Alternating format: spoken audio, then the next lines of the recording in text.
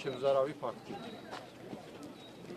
სამი შეარაღებული პიროვნება. ეს ვიაროს სოფელ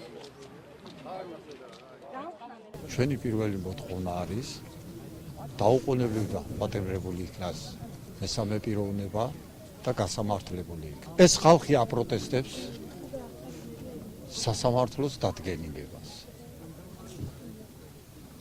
როგორც იცით, საქმე აღძრულია, მიმდინარეობს გამოძიება.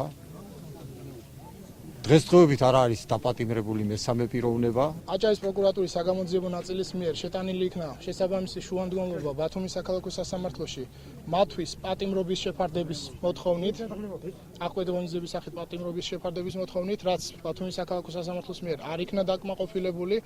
აღნიშნული გადაწყვეტილება ჩვენს მიერ გასაჩივრებული იქნა ქუთაისის სააპელაციო სასამართლოში და ველოდებით ქუთაისის სააპელაციო სასამართლოს გადაწყვეტილებას მესამე პიროვნების მიმართ მიმდინარეობს ძებნა. ნამდვილად არის უკმაყოფილების გრძნობა მოსახლეობაში, რომ მესამე პიროვნება დღემდე არ არის აყვანილი ან მიმალვაშიაო, როგორც სამართალდამცავ ორგანოებმა წარმოადგინეს ინფორმაცია.